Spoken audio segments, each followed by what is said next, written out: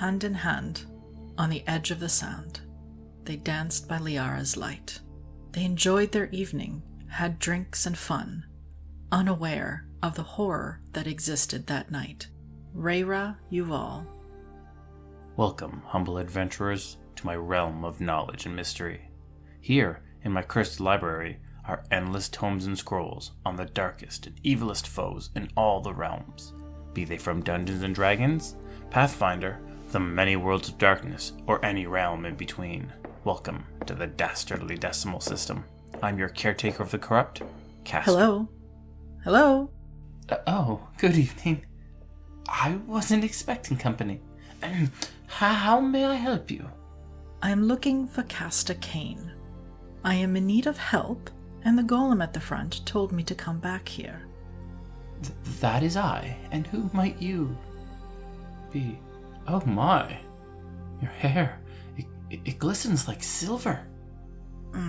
Could we please focus? Of course. My apologies, Madam Elf. My name is Reyra Yuval. I am an exterminator, of sorts. In my recent task, I have stumbled across a name, and I need to know more about them. And what name might that be? Ythrilnaw. Oh my, that is a dangerous name. Please, take a seat, Miss Yuval, while I brew us a pot of tea. I'm thinking that moon tea sounds fitting this day. After that, we can talk about Ythrilnaw, the Mind Flayer.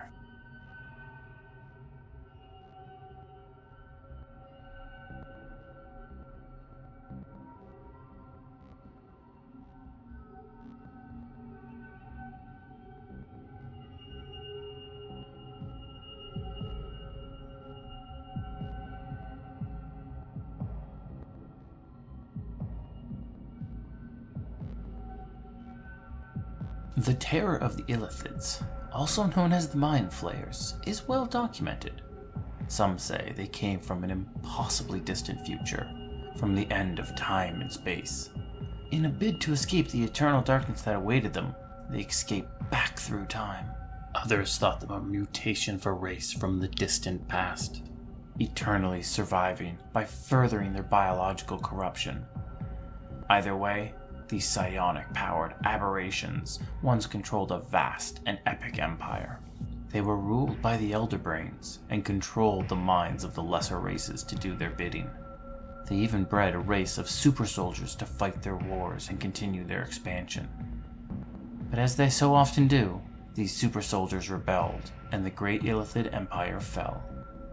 With their numbers diminished and scattered, the Mind Flayers took to the shadows and the Underdark, forever hiding just out of our notice, and slowly manipulating their surroundings.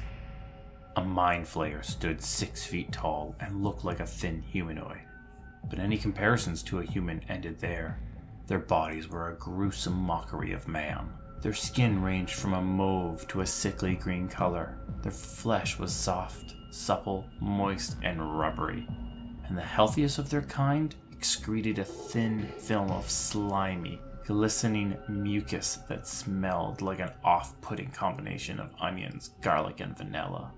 An Illithid's elongated head looked similar to an octopus, with a cluster of 4 flexible tentacles that surrounded their mouth. To sustain themselves, Mind Flayers relied on a very specific diet. They fed on brains, gaining knowledge as they ate. Those that encountered a Mind Flayer and were eaten, they were the lucky one. The rest found themselves slaves to psionic manipulation, or worse. Some had tadpoles inserted into their noses. These vile intruders would consume the brain and morph the body until they became a Mind Flayer of their own.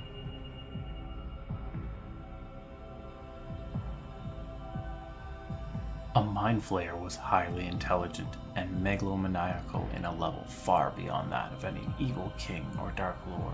They were tyrants driven by an immense ambition and an inflated self-importance. The greatest of their species, or the vilest depending on your perspective, were the Ulatharid, having 6 tentacles instead of 4, and blessed with a higher intelligence than any other Flayer. The Ulatharid were the most dangerous of their species. Ythrilnaw, however, was far smarter and far more sinister than any other Yltharid.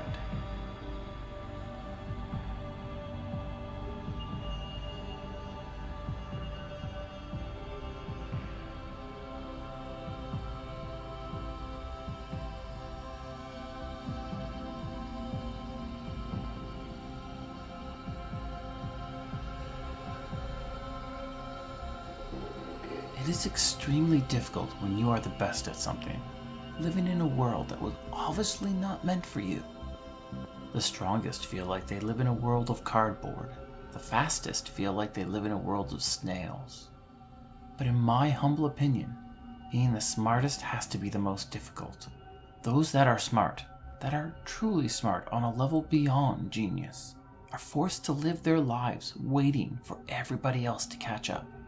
Genius has been described as being able to go from point A to point F without having to stop at every letter in between. Now imagine if you could do that, and then you had to watch everybody else around you stop at every letter in between at an agonizingly slow pace. And that's assuming they get there at all. This was Ythrilnaw's life. Nothing excited him because nothing challenged him. Even the most devious and sinister Mind Flayer plots did nothing but bore him. Why? Because there was no challenge. His life was simply dull. When the Elder Brain heard rumors of a surface-dwelling scholar who focused his studies on their kind, the Elder Brain sent Ythrilnaw and a team of Flayers up to the surface to deal with him. Ythrilnaw thought nothing of the mission. It was simply another meaningless task. Yet once the professor was dead, Ythrilnaw was shocked to find several preserved bodies, including one of his own species. They also found a strange device, one he did not recognize. When Ythrilnaw dissected the scholar's brains and recovered his memories, Ythrilnaw learned that the strange device was actually a transportation artifact that allowed the user to travel to a citadel hidden on the surface of the moon. He quickly led a team of Flayers to the hidden citadel, eager to learn more. The lunar citadel was filled with technological devices and machines beyond anything the Mind Flayer had seen.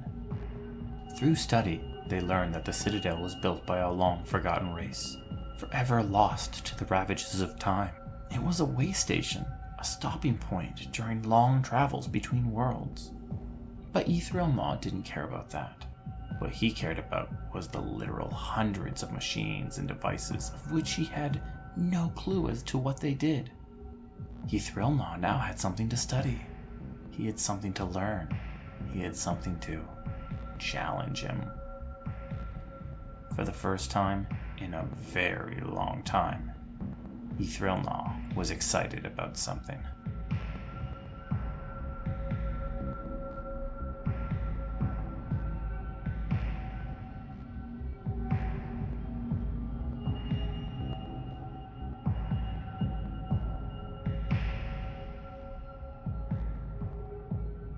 The exterior of the lunar citadel is a metal manse, surrounded by a rocky, barren landscape.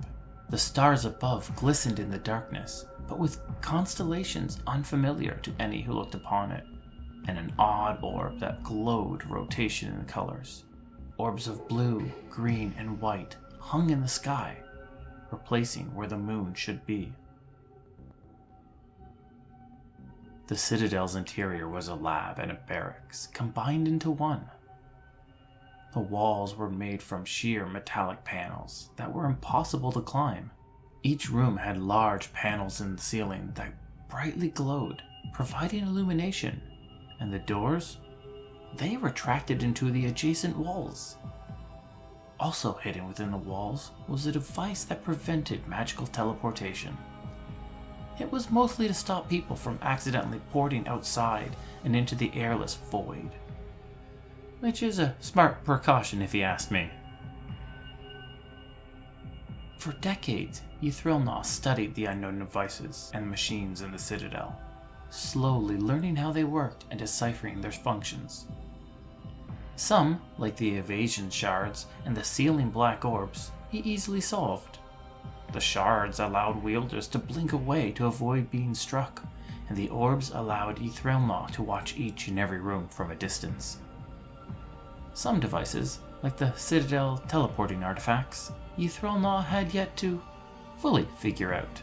He had a basic idea of how they worked, but it was the specific intricacies that still stumped him.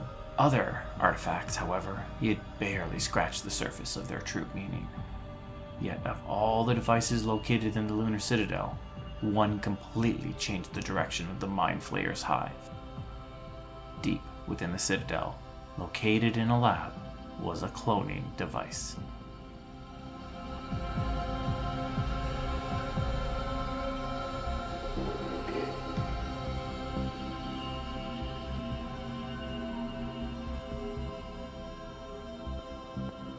The cloning device was originally built by that long-forgotten race, desperate to stave off extinction, so they could clone their numbers and keep their species afloat.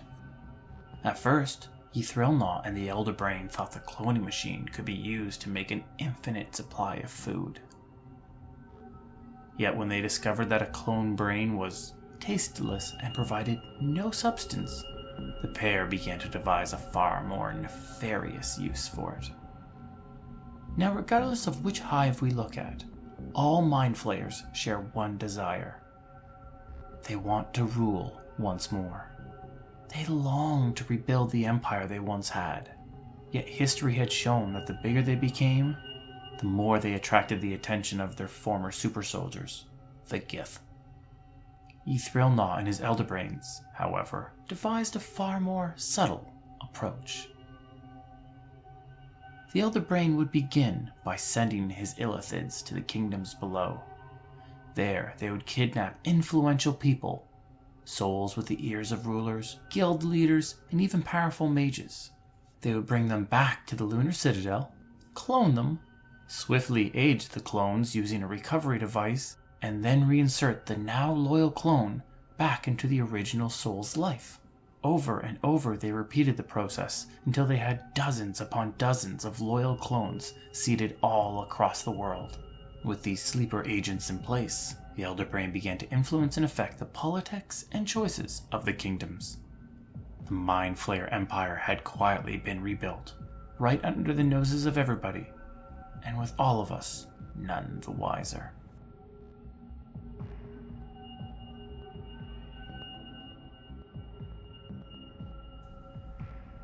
Ythrilnaw enjoyed the success, but as always, he was more obsessed with the unknown technology and better understanding it.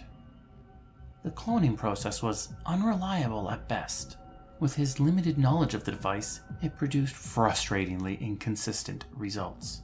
Only 1 out of every 20 clones proved to be viable for indoctrination. The rest were either malformed or simply uncontrollable. The failures did not go to waste, however. Instead, Ythrilnaw used them for sadistic experimentation. Ythrilnaw also toyed with other mechanical, futuristic devices. There was a psychic manipulator that could rewrite a clone's psyche, a far realm portal that could transport an aberrant to the realm beyond, and a gardening machine that produced weird, unknown crops unseen in the material plane. But the one device that enthralled Ythrilnaw above any other was the way station itself. The Lunar Citadel was built to allow legions of newly created clones to disembark to far worlds and to conquer them. Ythrilnaw was desperate to find out how, and the Elder Brain was salivating at the potential. The idea is a terrifying one that has cost me more than one night's sleep. Picture living your everyday life, faced only by the troubles of your normal, day-to-day events. You walk outside your front door, maybe to get a local printing of a newspaper or to get a beverage, when suddenly hundreds of small purple flashes suddenly appear in the sky. Each is no brighter than a bonfire, but with hundreds of them suddenly happening at once, it becomes blinding. You look away, desperate to protect your eyes, but when your sight returns, you regret ever looking back. Standing in front of you is a Mind Flayer, in a platoon of 100 clones, each armed and ready to fight. Across the world, hundreds upon hundreds of similar platoons have also appeared. Without warning, your world had just been invaded. Worse still, without any real time for a resistance, it had just been conquered.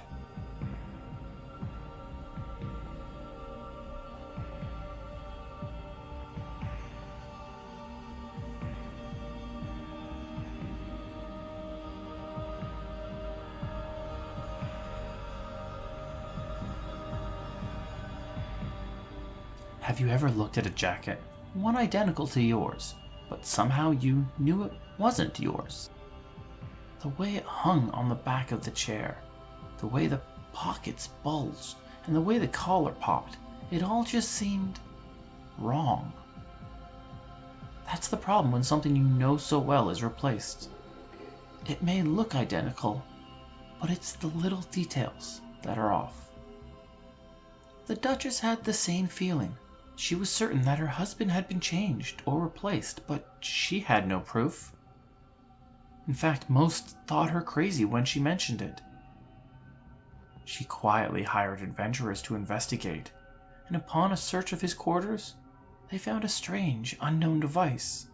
Adventurers, being the type they are, instantly activated it and were transported to the lunar citadel. Ythrilnaw and the Elder Brain predicted that this would happen one day, and they had prepared for such an event. They had filled the citadel with mind-warp thralls to work and protect them. Legion of insane Darrow filled the halls, alongside brutish minotaurs, hulking grimlocks, demonic Tanaruk, and even the fiendish and powerful Rakshasha. Whenever a hero would appear, Ythrilnaw would stay in his observation room, watching with glee as his mismatched army fought against the heroes. After each victory these murder hobos secured, Ythrilnaw would appear before them, glimmering as a translucent illusion as he telepathically taunted them, begging them, enticing them, challenging them to go forward, to go further inwards into the citadel. Ythrilnaw didn't do this just to feast on their brains. He did it to see if his army and his understanding of the devices could withstand the assault of adventurers.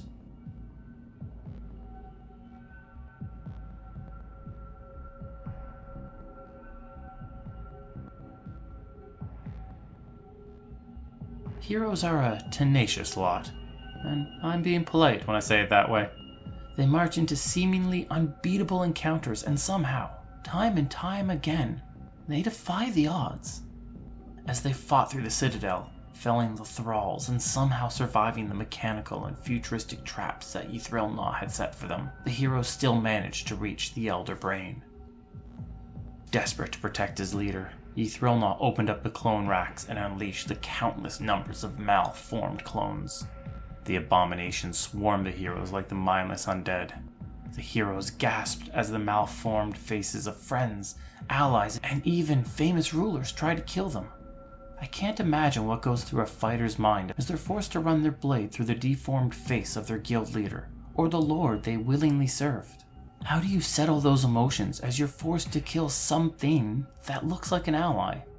I mean, we have all wished to inflict harm on our bosses, especially after getting nothing but midnight guard watches over and over and over.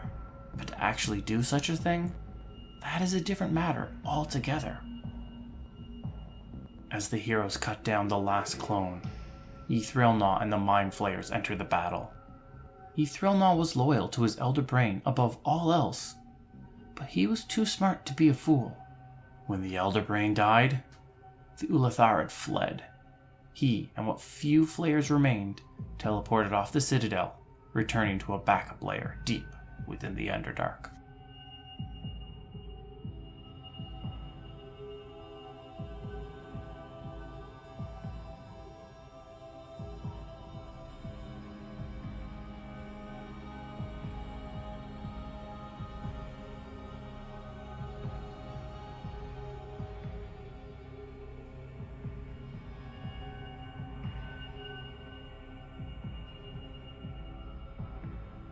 Ythrilnaw still exists in the world, hidden in his new lair. I suspect, as one as obsessed with discovered technology as he was, that at one point he had taken time to move pieces of tech to his backup lair, as a precaution. Does he have a smaller, cloning machine hidden beneath the surface? Is he still infiltrating our world at the highest of levels? And with his legion of loyal clones, acting like a secret society or a hidden murderous cult, his resources were near limitless. His clones could be anywhere. What was the reach of Ythrilnaw? And when would he strike next?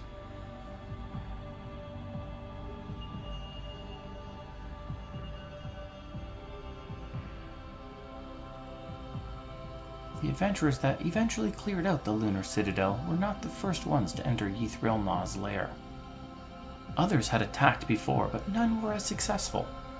For those that survived Ythrilnaw's attack found a punishment far worse than simply death. The Ulatharid would make a sinister promise to the heroes before he ate them. Deep in their heads, via telepathy, Ythrilnaw told them his sinister plan. First, he'd clone the heroes. Then he'd insert the clone into their original lives. And eventually, he'd command the clones to begin a campaign of murder and chaos.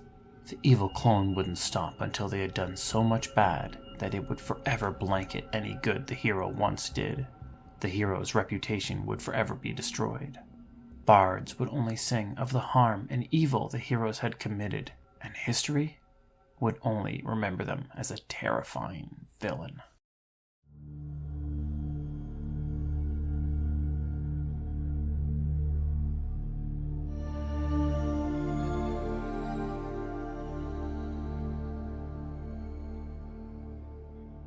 That explains a lot. I had a friend. He was a paladin of the highest order. He did so much good that he was the beacon for all of us, the post by which we all measured ourselves. Then he changed. He started brutally killing people. I hadn't seen him in months, but when word reached me, I rode out to find him. When I found him, I had to kill him. I tried everything else first, but I found the name Ythrilnaw on his body. I'm sorry, Madam Elf. Now I know it wasn't him, and now I know who I need to find.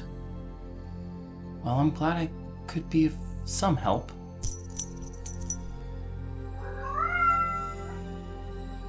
Pardon me, that's my cat, Vega. Vega, no, that's a friend. It's all right.